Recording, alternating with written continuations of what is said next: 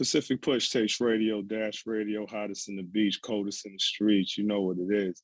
Today I'm in Alaska, so we in the ice house. And my guest, my guest hails from Haiti, but made his name in the industry by way of South Florida, which he reps to the fullest. 100K Yes, sir. Yes, sir. What it is, everybody checking in. You already know 100K, big 100K in the building. Definitely, man. Mercury out now. Yes, Mercury sir. out now, man. It's a great project. Great project. No, thank you. So did you listen to the whole thing, or you pick and choose? No, I listened to it top to bottom, my brother. You know, the beauty of music nowadays, man, you're executive. You go inside your Apple, your Spotify, you look at a project, it'd be 45 minutes. That's a drive. So you get a time to really sit with it, you know? Right. And you know what's so crazy? I actually, and this is a little something nobody knows, I listen to every project that comes out every Friday, no matter who it is. I listen to the whole body of work. I don't know, since I became in this industry, I'm like, man, let me start really listening to everything so I could know how to guide artists and stuff like that. So it's important. That's how I do it. It's important, especially, and that's one of the reasons why you're successful as an executive as well. And for me, with what I do, I love music first and foremost. So when I sit down, I listen to the body, and there are a couple of tracks on there that resonated with me. You know, I was really enjoying Time. You know what I'm saying? Time was strong. Time was strong. And even the title track, Mercury, I was like, you can hear it, the different vibrations. And I'm going to get into some of those questions about the project. But I first wanted to definitely, I want you to take the listeners down memory lane. From your humble beginnings in Haiti to making noise in the city as a rapper, transitioning into a successful executive and entrepreneur in the music industry. So I'll let you have the floor. Yeah, so basically I came here at an early age, I believe like 5, 6, you know what I'm saying? I was just dropped off, didn't really have no like family, no relatives and stuff like that. So I ended up going to the system. So I was in a like I guess at this time now I understand it was a foster home. So I was in the system for like a year or two, and then you know I got one of my family members, which is my guardian up to date. My dad people adopted me, took me out the system, and then I stayed with her for a couple of years. And just the basic story of a teenager, young teenager in the hood from the projects, just from trying to make it happen, from just going through life's and lessons, trying to play sports, and then graduated from high school and became an artist myself and had songs in the city that went viral. That took me from just being 18 to my like early 20s, 21, 22 as an artist, doing shows for like 3,000, 4,000, selling out venues with my own promotion company, touring through Florida, and then like anything else, it kind of went down. And I had to figure it out. So I ended up linking up with Kodak Black on a apparel, Sniper Gang apparel. Ended up becoming really tight with him. Because me and him had a record together as an artist. So we just already had a relationship. So then when I got into him on the Sniper Gang brand, I was like, you know what? Let me help more than just doing the merchandise. So I started helping Jack Boy. I started helping John Wicks. I started helping Pito. And then I got into like managing. At that time, I didn't know what it was. It was just me helping them, setting up tours, getting studio, writing music. I wrote took a nigga to Haiti song for John Wicks. So I didn't know at that time what that was either. So I was just building, just grinding. And then from there, when, left the Sniper Gang situation to kind of, push further my own self and my own brand, and did 100K management and found Melly. And then from there, the rest is history. Just Melly, Vaughn, Hot Boy, and became Track Now. And then I decided to, on my like 30th birthday, I wanted to just go back to my music side, because I took a 5-year hiatus from actually doing music, but I was always writing music. I wrote for Kanye West right before Melly went to jail. So I did a lot of writing, contributed to a lot of, B Slime music. So I decided at 30 to put a whole project out, and I wrote everything on the project and put my artists who I felt was good on the lyrics. Then I, did some lyrics myself. And here we are today on Dash Radio talking to you. Definitely. And see, I love the way you put that together. Like Reggie was talking about it. You've done a lot of interviews and content, but one thing I truly appreciate when I'm sitting down is how you articulate yourself, because a lot of time with artists, they have images, you see all the different things, but you can tell that you're very poised and you are hands-on from your approach with them. Now, I know you said your 30th birthday was when you decided to drop it, but how long were you plotting on that? Was it years, or you knew you were going to do that? So I kind of knew I was gonna do it because, like, I never lost the love for recording and dropping music. Mm-hmm. I would be in the studio all night with every artist I ever had, and faithfully, I'm not the executive that's going to sleep and you got to wake me up. I'm waking you up. Hey man, we done mixing. Mm-hmm. Go in the studio. So when I got shot, unfortunately that night when Von lost, stripper bitch, she from Kankakee, just brought a Glock with a ruler clip. Boy, don't play with me, this bitch a hoe. Matter at the thinking like, man, I don't want to live the rest of my life knowing that I didn't continue or even put an effort to even let the world know, like, I'm a little bit more than just an executive. Like, I've been an artist.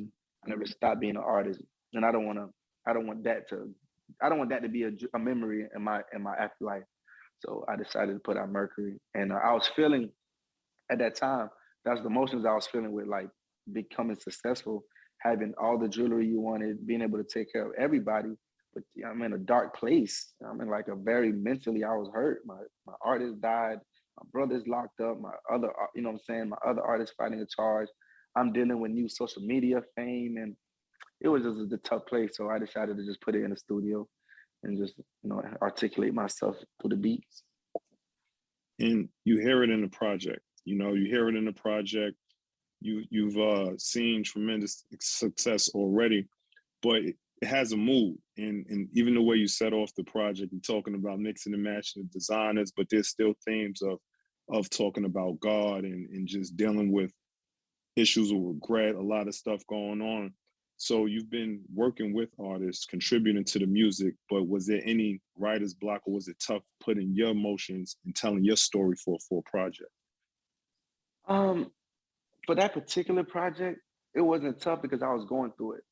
So it's not like, what I'm saying? There's music in there that you will hear from like 7-8 months ago. But when I locked in through Mercury, I was going through so much, like, for example, like what record that was, Tears of Joy. I literally woke up out my bed at 2 in the morning, like, no, 3 in the morning, sleeping, couldn't sleep. I was just crying and just like thinking about how emotional everything been. So I got a studio at my house. So I just went and recorded that there, time. I was just thinking everything. It wasn't hard because I was going through it. I think it would have been hard if I was trying to be a super gangster or I was trying to be a killer. Like, then I would have to be like, okay, let me learn how to put these, because, but I was just expressing everything I was going through. So it was kind of easy. It was really pretty easy. I really was a lot. It was very emotional, like, because most of those songs just like brought back memories, and just, so I was just writing, crying, writing. It's a real heartfelt project, like, for me. It is, and I appreciate that. I was going to ask you, because you hear some of the songs, but like when you get to the title track, Mercury, at some point, did you feel like you were catching like your momentum in your bag? Like, are there any songs that are older than 8 months, or is everything for the most part fresh? The only 2 songs is older than 8 months, and those songs I didn't actually write. Every other song other than those 2 songs I wrote physically. So you got Track Still.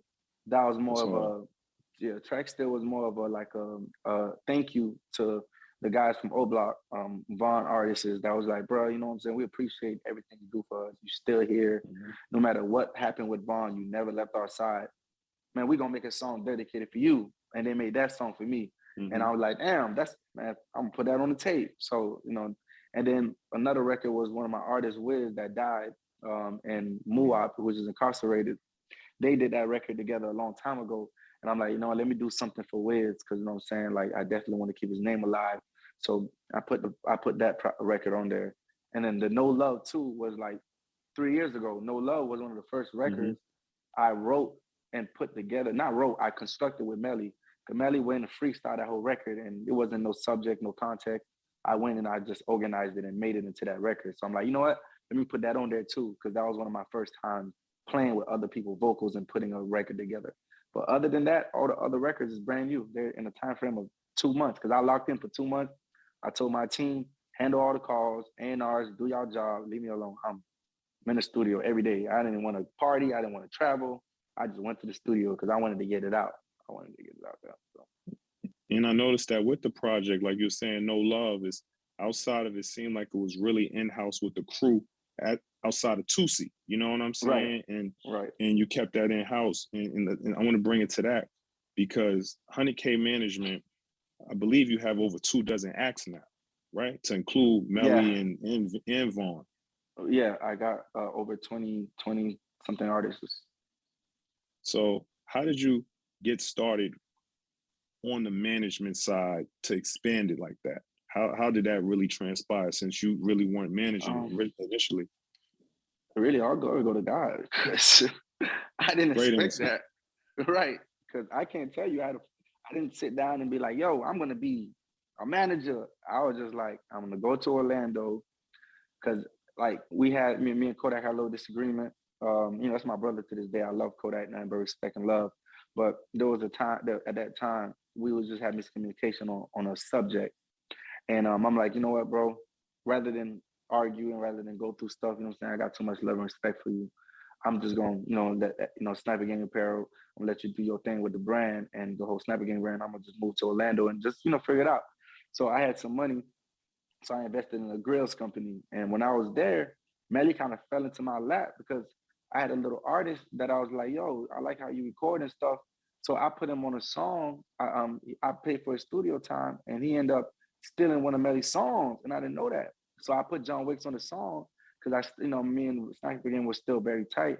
So when I uploaded it, Melly like fans, he had a core fan base in the city. They started commenting under my like John Wick's Instagram. So I had to archive this stuff, and I'm like, yo, what's going on? Then I look, yo, this is Melly's song, this is Melly's song. So his mom reached out to me, and you know what I'm saying, we got in contact. He's like, yo, this is my son, he's locked up, he's 18. You know what I'm saying? I really, you know what I'm saying, if you could check him out. I'm like, yeah, because our first impression was that, yo, you had a little fan base if you had 30 comments on John Wick's Instagram talking about this is your song. So when I met with him, I think I visited Melly for a year straight before he got out. And I just fell in love with him as a person and we locked in and I started pushing him. And when I met him, I also met Drew Filmed It, which is one of the biggest directors now up to date. So I worked with him as an intern. And then I met Smoke, which is the person that made Murder on My Mind. And I signed him as a producer. So I started my management company with 3 people out the gate. And they just grew successfully together. Then from there, his little brother started wanting to do music. So I got him in the studio, signed him. And then it just took off. Vaughn came organically, Hot Boy came, and then the rest, everybody else just came as the name became bigger and bigger. People just wanted to be part of it. And honest truth, I turned down clients because I could sign the whole Florida if I wanted to. Mm-hmm. That's how big it is, So I just end up, if I liked you, I worked with you, my A&R signed a couple people, and it just built to 25 artists. We're going strong. And all out of 23 artists, all my artists signed for 6 figures plus. Nobody on my roster signed for less than 6 figures. So we going crazy right now on that side of it. To God be the glory. It starts in seed form and it just continue to grow. All right. Now, why do you feel that artists connect so well with you and your team? Because I've been an artist. I've been homeless. I've been from the bottom. I've been through all the gangster shit they've been through. I've been through all the trials and tribulations. So when they see me, they look at me, they see themselves, and they see somebody that could handle the business because they don't see the success of my other artists. I guess they see how I hold Melly down for 3 years. They just see how like how I'm genuinely there for them as people. So it just bring them on board. And once they connect with me, like they fall in love with the brand. And then they see it's a real business. You walk into the office, you see 20, 30 plaques, you see 15 staff, you see computers everywhere, you see people boards. You're like, oh yeah, this is where I need to be. Because you see it's a beehive. And you know what I'm saying? So I think they just connect to everything that we're doing. Now getting back to Melly and like how you've been holding him down through these situations, Hov and Meek are amongst some of the big names supporting the rap music on trial bill to end, lyrics being used as criminal evidence in these trials. How important is this type of push and initiative, especially with Melly's current legal situation? And I know you say you have other artists that are incarcerated as well. Man, it's super important because they really criminalizing freedom of speech. So they give us an amendment and then they lock us up for the same amendment.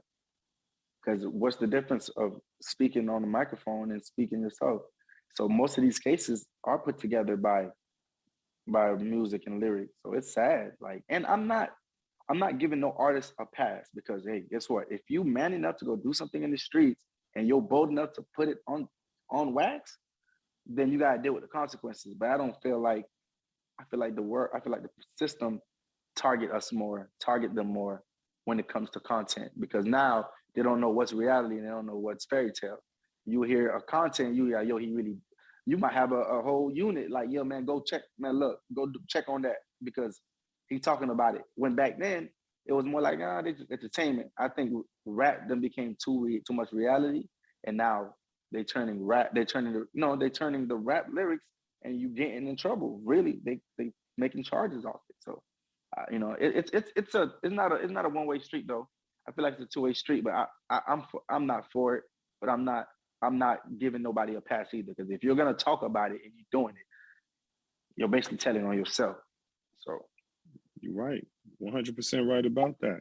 And being that you are doing your thing as a artist as well, who manages you? I put myself in the same system. So my team, they handle my day-to-day stuff. You know what I'm saying? So whatever that I got to get done, if it's travel, I got 2-3 project managers to make sure all the flights situated. I don't take bookings. I don't take bookings only because you're not gonna pay me $5,000-$10,000 to come to a venue with my face on there. I feel like that's a liability compared to what I'm making as an executive. You know what I'm saying? So if you're gonna bring me somewhere, it's gonna be like 50,000 or better. So no, I don't really. There ain't nobody handling that department yet because I shut it down until the price is right. But as far as my team, they do a great job of doing everything they do. And, they put me priority like they would put anybody else, and they do a great job making sure I got studio stuff like that. But when I need a big play done, I make those calls. I need a couple records cleared. I got a little more power. I gotta make those calls. I can make those calls easier. It works in your favor. It definitely works in your favor. Now, outside of putting I know you have a lot of projects with these artists, but how difficult was it putting together what it means to be king after Vaughn's death? Yeah, that was tough. That was a ride too, because everything was going on in the aspect of just transitioning to him not here, transitioning to family. So it was more issues internally than music. So once we cleaned that up, everybody felt comfortable, everybody understand, everybody rolls and where we going. It was easier to put the music together and give it to the fans. But it took a year and a half to clean up the damage, because you remember, it's a lot of moving pieces when somebody just died like that. You introducing to new people that you normally wouldn't be introduced to because personal is personal, business is business. So it became one big melting pot, and we had to situate that. But now it's clean. Everybody's good. Everybody knows it's love, and we're working together to build this legacy even better. Now, were any of those songs finished already? Like Don't Play That with 21 Savage. Was that already with the beat and y'all just threw the verse on? Or how did y'all put all those songs had him on there. None of the features was there. All the features came after that. Yeah. I was gonna ask because I'm hearing the songs. I'm like, yo, this sounds like something Vaughn would pick.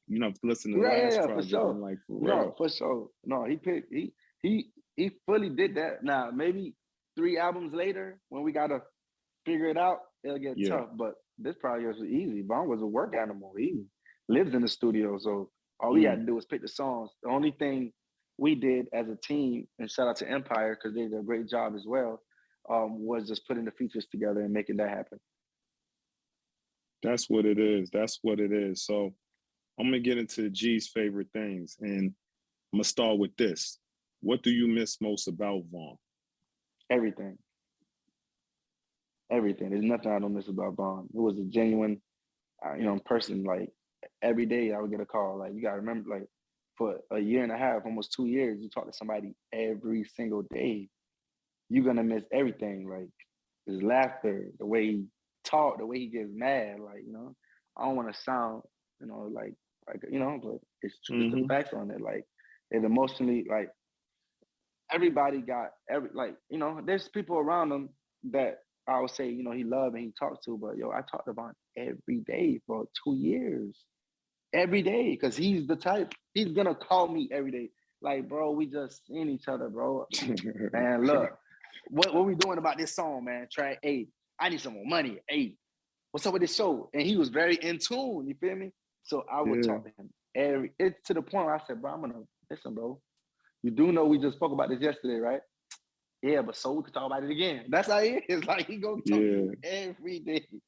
So I miss, man, I really wish I could, you know, you can't go back in time, you can't question God, but man, that hurts. You can't. That was a tough moment. Like, I deal with that every day. I don't think I'm ever gonna heal from him, because it was just that him as a person was so, and then he brought me into a culture that I never knew, like the Chicago culture, like it's just everything about him. Just, you know, I really miss everything. I ain't gonna fake. You look in Chicago now, man. Lyrical Lemonade. I saw you on Old Block putting on. So you keeping that legacy alive, brother. Forever. Right. We never gonna stop. I'm more motivated to keep his legacy alive than my legacy.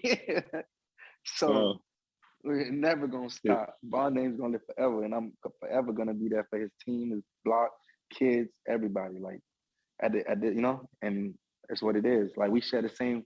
I didn't die that day, but we share the same blood that day. So we share blood for each other. You're part of the same legacy, man. It's this, the legacy is forever conjoined. So I'm gonna ask you another question. You visit Hawaii a lot. You know, I'm out in Hawaii moving around. What's your favorite thing to do in Hawaii? Man, Hawaii, really eat, because the food is so fresh. Yo, the food tastes like they just killed the animal right in front of you and put it on a plate.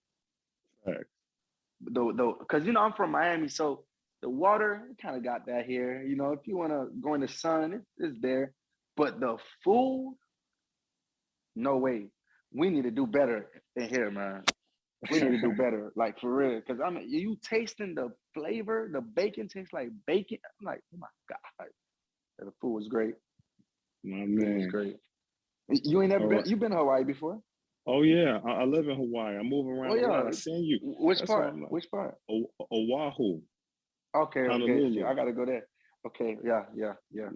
Nah, we you know about it. You about from there. You know yes, the food. Indeed.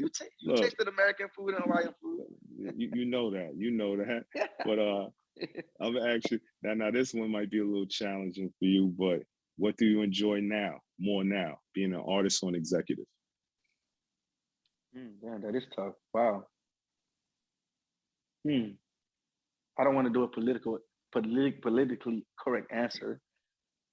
Because, you know, damn, that's tough, because it got different perks, right? Because as an artist, I love the fact that I could enjoy express myself and bring content to the world. But as an executive, there's no feelings like changing somebody's life. Like, oh, to see where I brought 15, 17 young men from, to see the amount of money they done touched, it just feels so much better to see that, you know? So I didn't want to do a politically correct answer, but it's a 50-50. I can't call it. Yeah. I can't say one is better than the other, because if I could make this young man that life was headed towards death or a jail cell into a millionaire, his family changed, and I changed his grandkids' life, like Bond, grandkids' life is forever changed. Melly, grandkids' life forever changed. And I'm the guy accountable for that, with God blessing and they work. That's, to me, that's as good as getting a diamond plaque. So it's kind of, you know, I wouldn't be able to pick and choose on that. I want both. I'm gonna do both. You shouldn't have to pick. I was hoping that was gonna be the answer anyway. There's no need. Ain't no need. Right. Ain't no need to pick. I'm gonna do both. I love it. I love seeing young men, young women successful. I love seeing my staff doing what they love, and I love doing what I love. I love going on stage. You know, I take as much pictures as a rapper. You can put me in a room with any rapper you like. We're gonna be the same amount of fan stature. So I love that too. As you should, and that's what brings me joy for what I'm doing. And we talk about that on Taste Radio. These platforms are made to show love to the artists and their art, celebrate them, encourage them, let them know how important what they're doing is for the culture. So I appreciate you taking your time out. Now, Thank you. before we slide out of here, I want you to let the listeners know how they can get in contact with you, your team, the project. They got to run that Mercury up. Right. Well, y'all can get in contact, you know what I'm saying, get in contact with me through social media at 100K track. All my social medias, personally is 100K track. On my brand wise, business wise is 100K management. Mercury's out on all platforms. Definitely take a listen to it. It's not all me on there with my words, you know what I'm saying, with my voice, but it's all me on there with my content. You know, I really put a lot of soul pain into Mercury. You're not gonna hear I slid on an op. You ain't gonna hear. I mean, you're gonna hear I got a couple $100,000 chains, but you're gonna see why how hard I worked to get the $100,000 chain. So definitely take a listen to it. It's kids friendly. Anybody can listen to it. And so majority of the music on there is very motivational music from Slums. Shout out to y'all radio station too. I know y'all been playing Slums, featuring Melly. You know, it's just just self-motivating music. And I think everybody need a dose of Mercury in their life. Because rich, successful, broke, poor, we all got one thing in common, and that's a soul. And that's what you're gonna get out of Mercury. You're gonna get that soul feeling. You find a great balance of talking your shit in a very humble way. He was like, I'm 100K when I walk out the door. I said, he talking that shit right now. He talking that shit. You know what's crazy though? That was one of the things, right? Because I'm a very humble person, but I'm like, yo, humility didn't mean that I'm not gonna show what my worth is. So I definitely had to find a way, because I'm like, yo, how can I gotta find a way to bring pain, but man, I'm not just because this is a pain, man. I'm not living in pain. Don't get it twisted. I walk around in 250,000 bulletproof truck with 300 on me. So this pain, it's success pain, you know. So I had to find a way how to mix that. I definitely had to find a way to mix that. That was hard. What you heard me? That's expensive pain. Oh, fact. Expensive pain. Well, yeah, I know what it is, man. G Money, 100K track.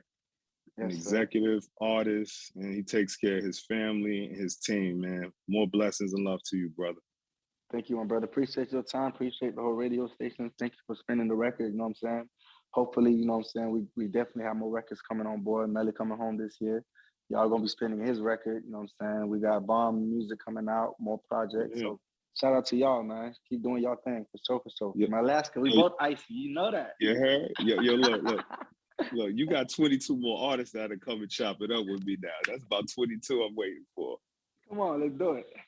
All right, definitely, track.